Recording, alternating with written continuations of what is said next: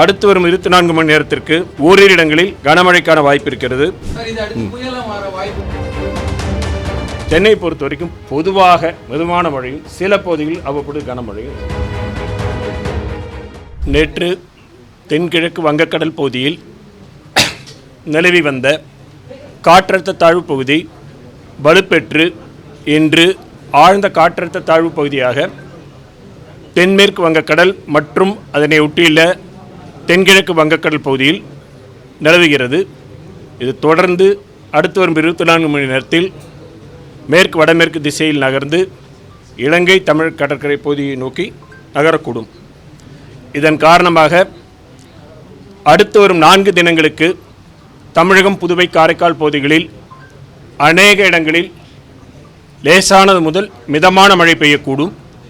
கனமழை பொறுத்தவரையில் அடுத்து வரும் 24 மணி நேரத்திற்கு கடலூர், மயிலாடுதுறை, காரைக்கால், நாகப்பட்டினம், திருவாரூர், தஞ்சாவூர் ஆகிய மாவட்டங்களில் ஓரிரு இடங்களில் கனமழைக்கான வாய்ப்பு இருக்கிறது.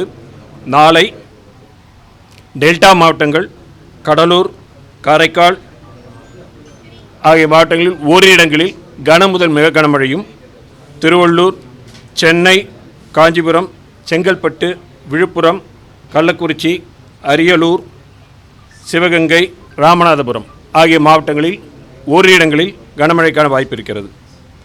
12ஆம் தேதி திருச்சிராப்பள்ளி, தஞ்சாவூர், புதுக்கோட்டை, சிவகங்கை ஆகிய மாவட்டங்களில் ஓரிரு இடங்களில் கன முதல் மிக கனமழையும், திருவள்ளூர் தொடங்கி நாகப்பட்டினம் வரையிலான வடகடலோர மாவட்டங்களில், மேலும் நீலகிரி, கோவை, திருப்பூர், திண்டுக்கல், மதுரை ஆகிய மாவட்டங்களில் ஓரிரு இடங்களில் கனமழைக்கும் வாய்ப்பு இருக்கிறது.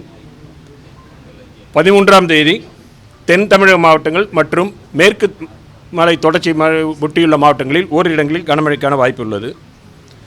மீனவர்களுக்கான எச்சரிக்கையை பொறுத்தவரையில் குமரிக்கடல், மன்னார் வளைகுடா, தமிழக கடற்கரை பகுதிகள், தென்மேற்கு வங்கக்கடல் மற்றும் தென்கிழக்கு வங்கக்கடல் பகுதிகளில் சூறைக்காற்றானது மணிக்கு 35 முதல் 45 கிலோமீட்டர் வேகத்தில் அவ்வப்பொழுது 50 கிலோமீட்டர் வேகத்தில் 13ஆம் தேதி வரை வீசக்கூடும் என்பதால் மீனவர்கள் இந்த பகுதிகளுக்கு செல்ல வேண்டாம் என்று அறிவுறுத்தப்படுகிறார்கள்.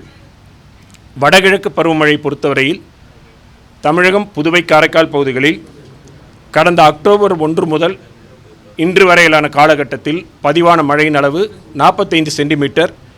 இந்த காலகட்டத்தின் இயல்பு அளவு 40 சென்டிமீட்டர். இது இயல்பை விட 14% அதிகம்.